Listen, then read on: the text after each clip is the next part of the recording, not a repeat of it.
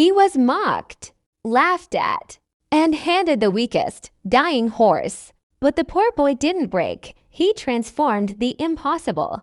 And when the truth came out, the whole village froze. Watch till the end. This twist is unbelievable. Oracle was a quiet village resting between rolling hills and dusty fields. The kind of place where the sun rose early, and the sound of morning chores echoed before the day even began.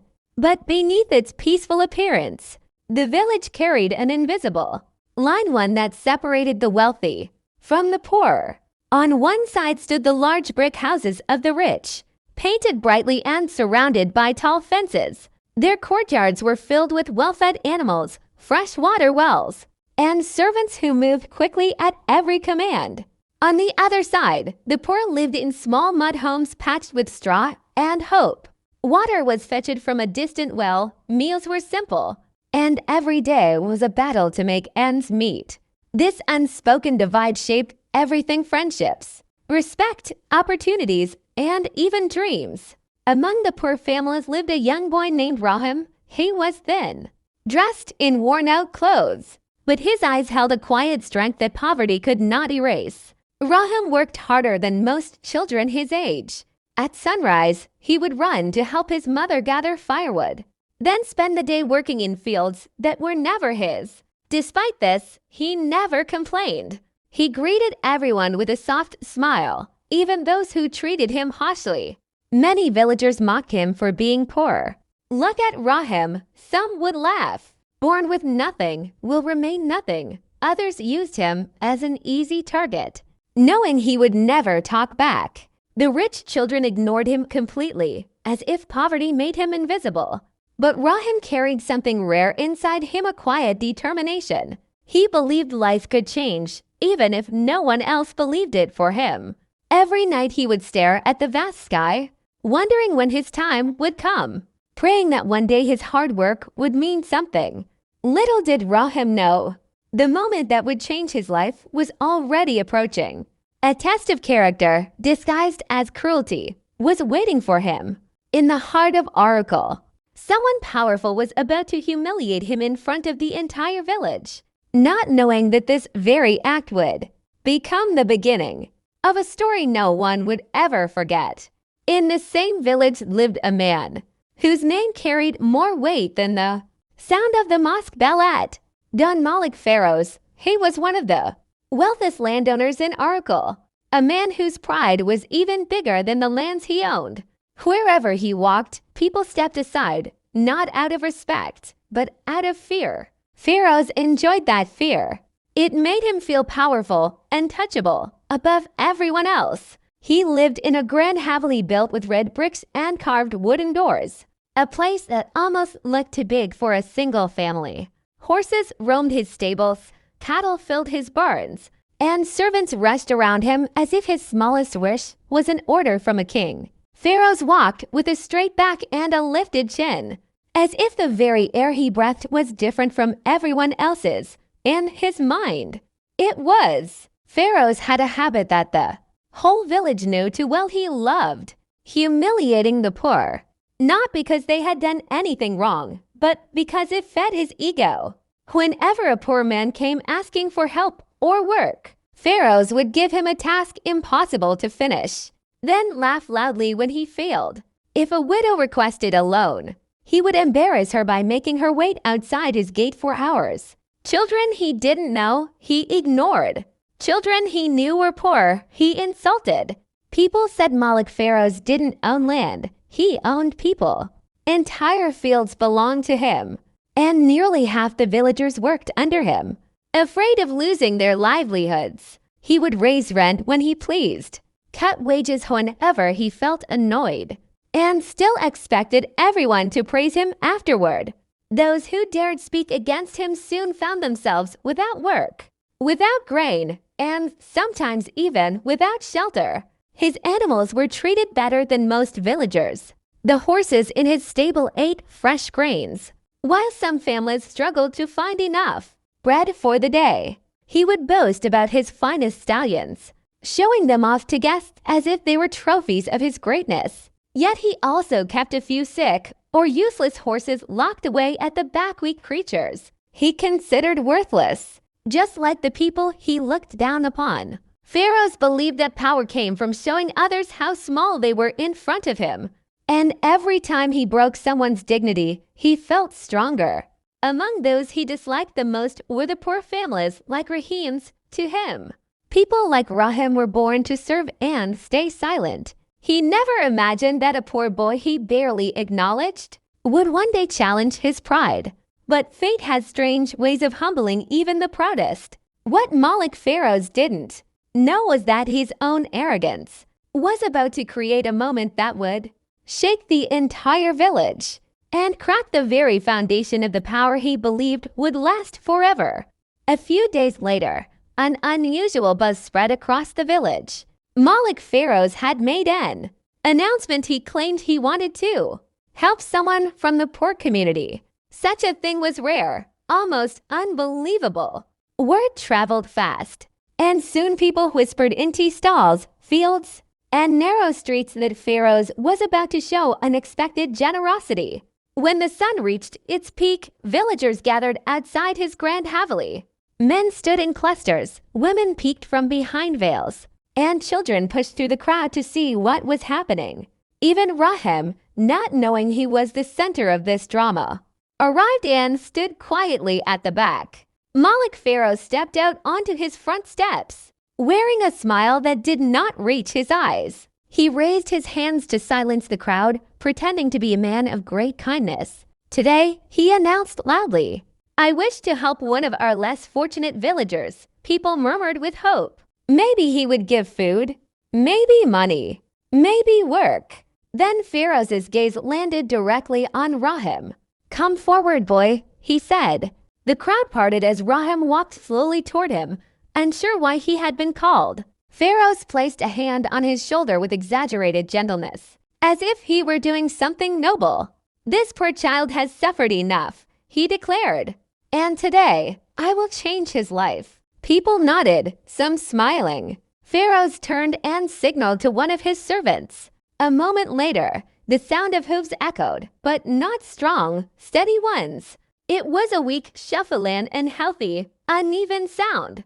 The villagers stared as a servant dragged out a horse that looked like it could collapse any moment. Its ribs were clearly visible, its fur was patchy, and its legs trembled beneath its own weight. The animal seemed more lifeless than alive. Gasps spread through the crowd. Pharaohs clapped dramatically. "I give this horse to Rahim," he declared. Now he will no longer be empty-handed. But the sarcasm behind his voice was impossible to miss. Villagers exchanged uncomfortable glances. Some lowered their heads, understanding exactly what Pharaohs was doing. He wasn't helping, he was mocking. Giving a dying horse to a poor boy in front of the whole village was not charity. It was humiliation dressed as generosity. Rahim stood frozen, the weight of the moment heavy on his chest. Pharaoh smirked, enjoying the attention, enjoying the spectacle. "Take it," he said loudly, "it suits you." The crowd fell silent. Everyone understood the insult, but no one dared speak.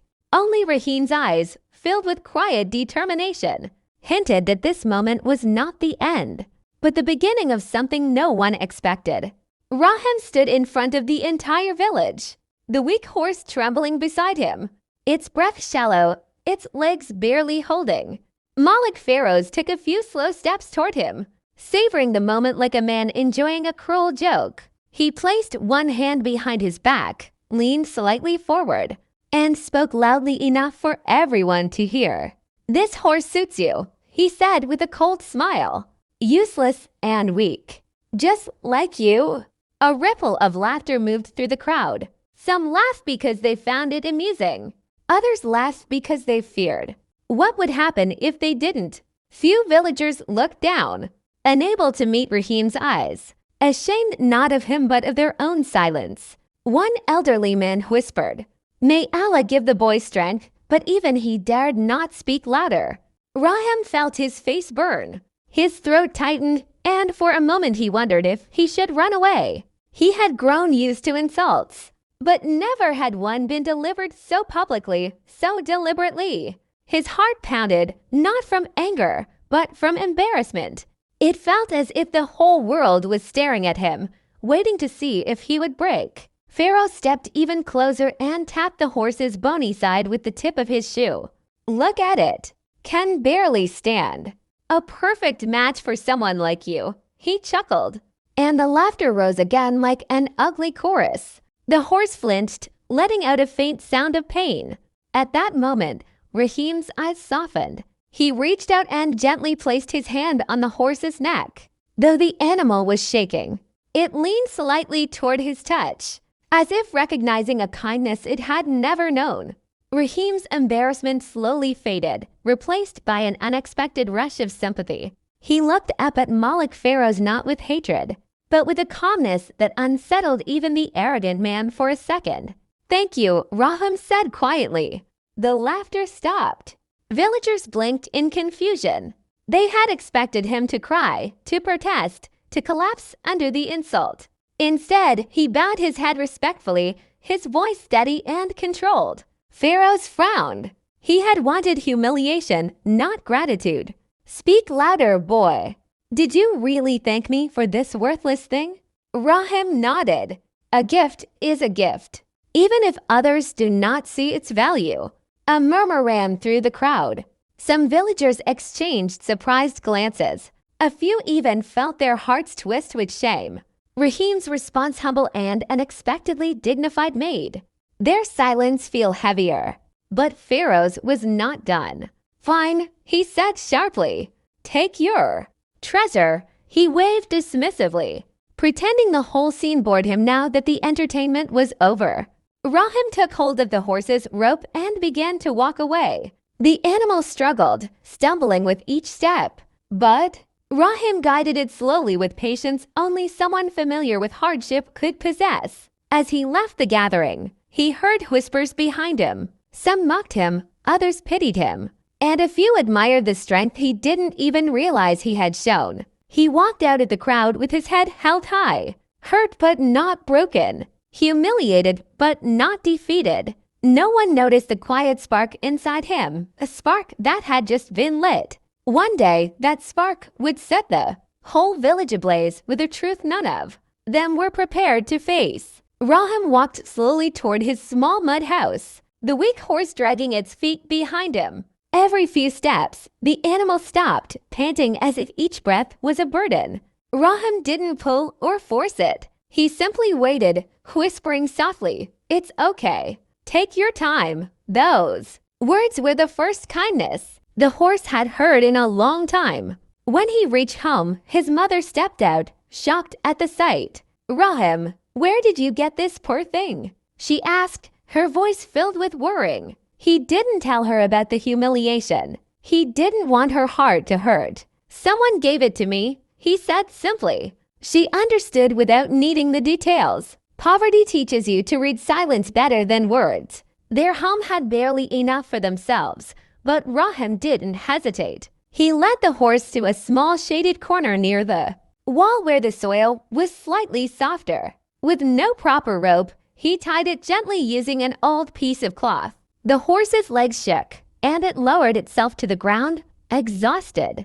That night, after finishing chores and eating a small dinner, Rahim quietly gathered whatever he could: an old bowl, a tattered cloth, and a handful of leftover grains. The moon cast a pale glow as he sat beside the horse. He dipped the cloth in water and slowly cleaned the animal's wounds, wincing every time it flinched. Its bones were sharp under its skin, its coat dull, its spirit almost broken. But Rahim talked to it as if it were his closest friend. "You're not useless." "Not to me," he whispered. "We'll get through this. I promise." The horse blinked weakly, as if listening. Night after night, Rahim repeated the same routine. While the world slept, he stayed awake, tending to the horse as if it were a precious treasure instead of a public insult. He fed it small amounts of grain, brushed its tangled hair with his fingers, and whispered stories of dreams he had never told anyone. He told the horse how he wanted to become strong, how he wanted to prove that a person's worth wasn't measured by money or clothes. He told it how he believed that even the weakest living creature could rise again if someone just cared enough. Slowly, the horse began responding. It lifted its head a little more each night. Its eyes, once lifeless, started to reflect curiosity. Rahim noticed these tiny changes, and each one filled him with a hope far larger than anything he had ever felt. He didn't expect applause. He didn't expect miracles. He simply worked with patience that only comes from a life where nothing is ever handed to you. While others slept peacefully, Rahim scrubbed wounds. While others laughed about him, he whispered encouragement. While others expected failure, he quietly prepared for something else rebirth. In those silent nights, a bond formed between a broken boy and a broken horse. Two souls society had discovered strength in each other. Rahim didn't know it yet, but every moment he spent by the horses' side was shaping the story that would one day shock the entire village.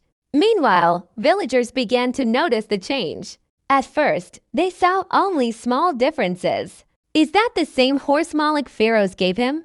Someone whispered as they passed. Impossible. Another replied. That one was almost dead. But as the weeks continued, the transformation became impossible to ignore. People watched from doorways as Rahim rode by. The once feeble animal now standing tall.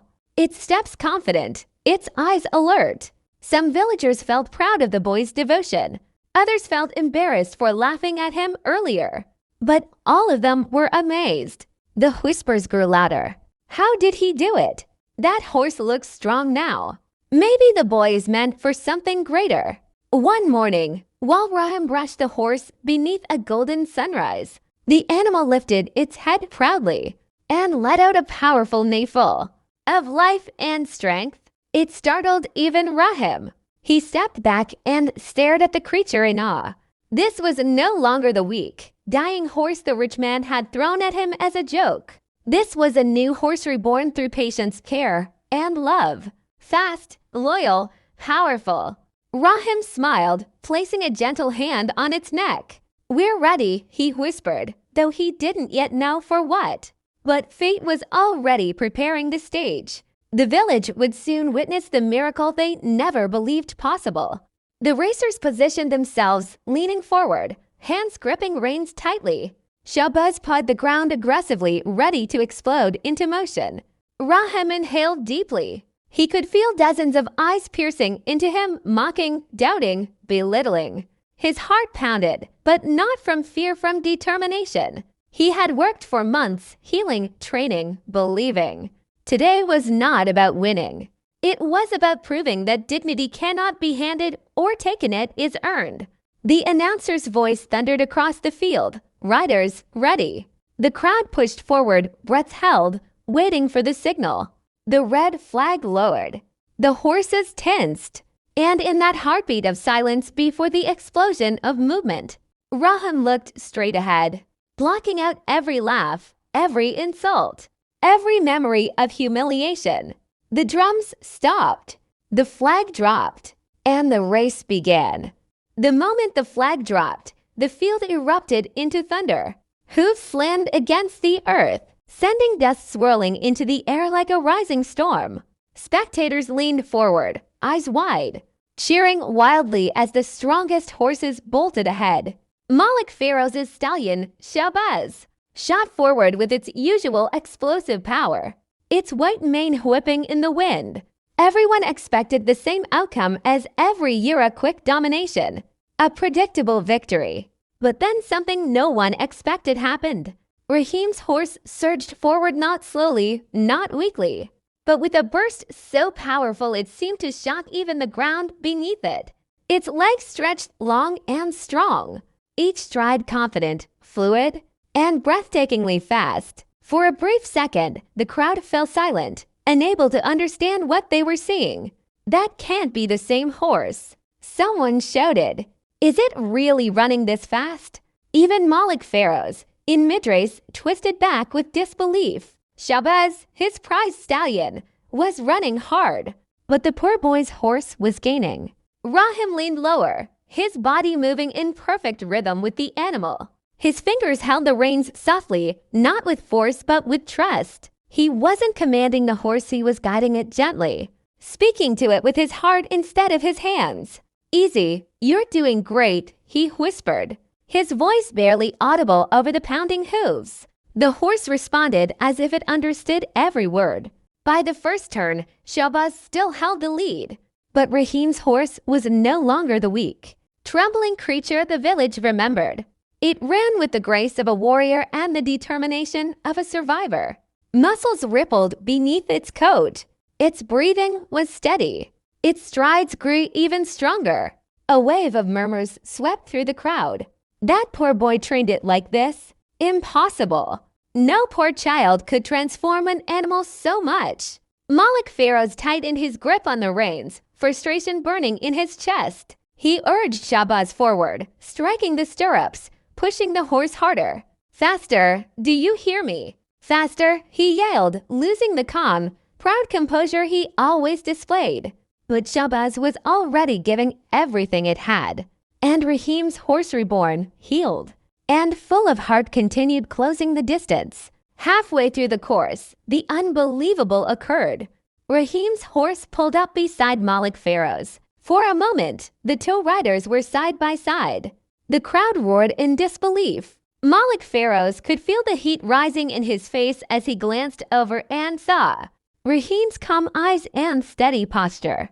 "This isn't possible," he muttered under his breath, panic creeping into his voice. But it was. The horse he had thrown away, humiliated the boy with, mocked in front of the entire village.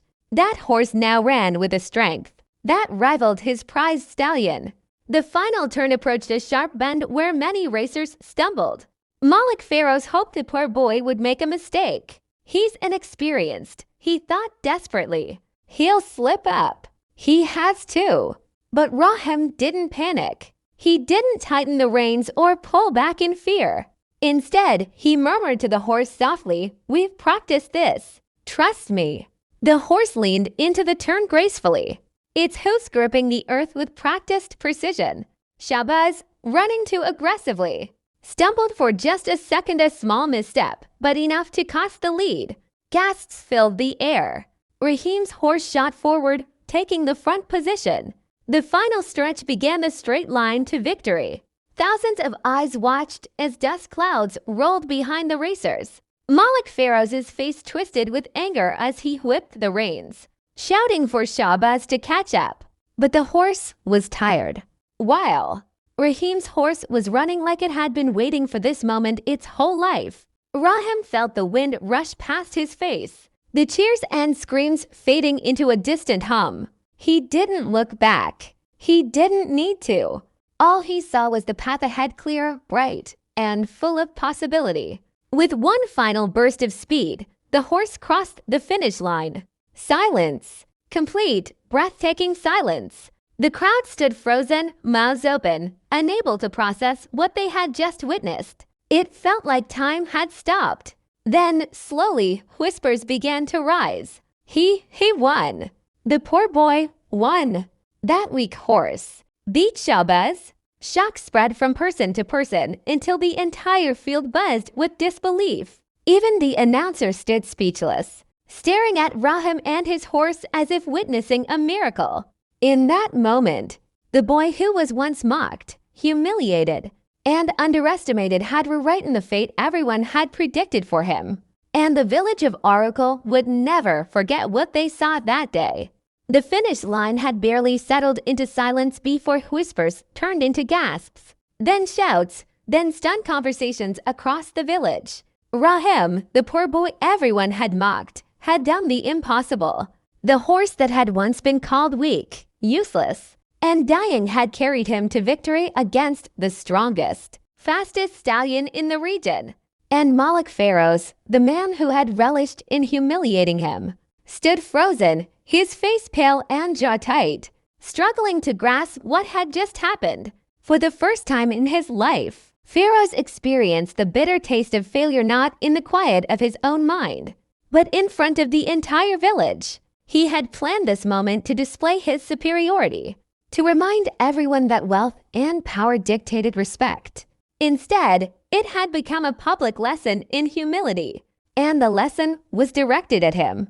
The villagers, who had laughed at Rahim that morning, now stared in awe. Their eyes, wide with disbelief, gradually softened into admiration. Mothers clutched their children, whispering quietly, "See what patience and heart can do."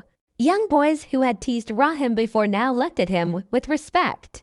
Even the elders, long accustomed to the rigid social hierarchy of Oracle, nodded slowly, acknowledging the quiet power of determination over privilege.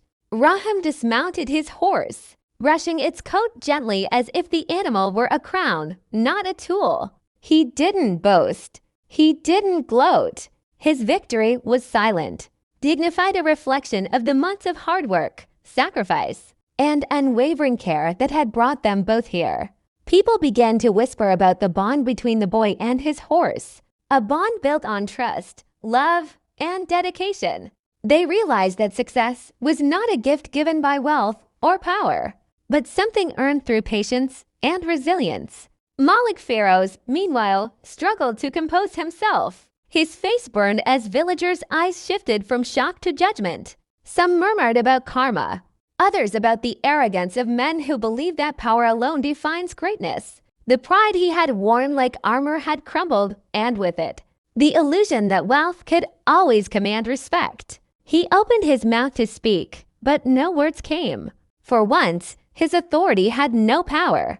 Children ran up to Rahim, asking questions, wanting to touch the horse, wanting to understand how it had all happened.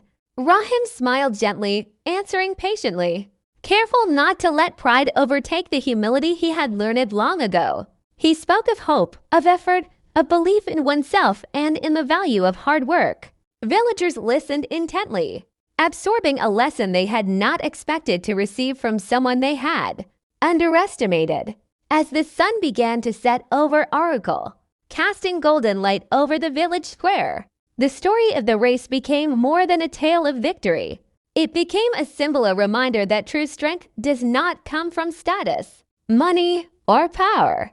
It comes from heart, perseverance, and the willingness to nurture what others consider worthless. Rahim had not only healed a horse, he had healed the village's perception of what mattered in life. By evening, the crowd dispersed, carrying stories that would be told for years. Malik Pharaohs returned to his mansion, defeated not by skill or luck, but by a lesson in humility he could not ignore. Rahim walked home with his horse beside him, quiet and steady, feeling no triumph in arrogance, only the satisfaction of knowing he had remained true to himself. From that day forward, Rahim became a symbol of determination in Oracle. Villagers spoke of him to their children, teaching them that wealth and status are fleeting, but patience, courage, and compassion create lasting power. The boy who had been mocked became the standard by which the village measured true strength, and so the lesson endured. Strength does not come from what you are given, but from what you make of it. Every time someone in Oracle remembered that day, they recalled not the humiliation of the rich man, but the quiet dignity of a boy who transformed weakness into triumph, and the horse that ran with the heart of a hero. The village learned that life's greatest victories belong not to the powerful, but to those who have the courage to believe in themselves, even when no one else does. Rahim's story, and the horse that carried him, became legend not for wealth, not for privilege, but for a simple truth that would echo through Oracle for generations. Greatness is earned, not given, and even the weakest can rise when met with care, patience, and determination.